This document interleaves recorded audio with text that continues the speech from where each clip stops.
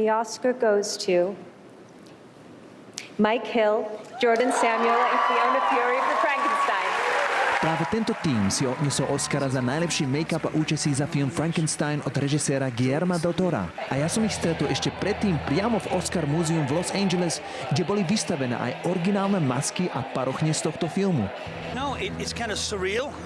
Je to neuveriteľné. Ako malý chlapec som si pri rieke kopal hlinu a modeloval som Frankensteina či King Konga. A dnes robím presne tieto postavy pre film. Je to pre mňa splnený sen. Práve Mike Hill stojí za ikonickou podobou monštra. Guillermo mi zavolal, že robí Frankensteina a povedal mi, ak to nebudeš robiť ty, tak ten film asi nevznikne. Bolo to veľmi silné a zároveň neuveriteľné. Spolu tak vytvorili úplne nový pohľad na legendárnu postavu. Viktor Frankenstein je umelec, nechce starý Volkswagen, chce Porsche človeka, chce vytvoriť niečo krásne, dokonalé, nie len niečo desivé. Aj preto zvolili netradičný prístup.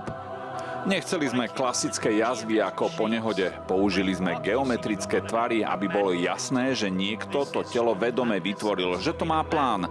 A samotné masky sú zo silikónu. Je to materiál, ktorý má priehľadnosť podobnú ľudskej koži, takže pôsobí veľmi realisticky. Premena herca Jacoba Elordiho na monštrum však nebolo vôbec jednoduchá. Jacob sedel v maskérskom kresle aj 10 hodín denne, pretože sme na ňo aplikovali až 42 jednotlivých častí masky. Začínali sme často už o polnoci a pracovali sme celú noc až do 10 ráno, aby sme vytvorili kompletné monštrum. A to opakovanie počas celého natáčania. Takýchto dní bolo veľa, viac ako 50 krát si tým prešiel a ani raz sa nesťažoval. Je to skutočný profesionál. Na filme pracovali stovky ľudí a bez dokonalej spolupráce by to jednoducho nefungovalo.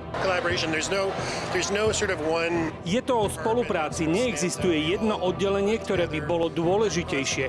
Všetci spolu komunikujeme a musíme byť naladení na rovnakú vlnu. Práve vďaka tomu môže vzniknúť niečo výnimočné.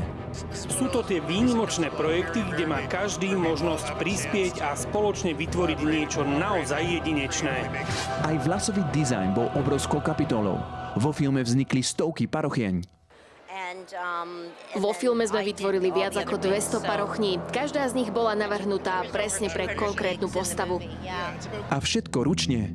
Je pre nás dôležité, aby ľudia videli, že ide o poctivú ručnú prácu, ktorú robia skutoční ľudia. Cieľ bol pritom jasný. Nechceme, aby divák vnímal jednotlivé detaily. Chceme, aby sa úplne ponoril do sveta, ktorý Guillermo vytvoril. A presne to sa im podarilo. Aj preto dnes držia v rukách Oscara.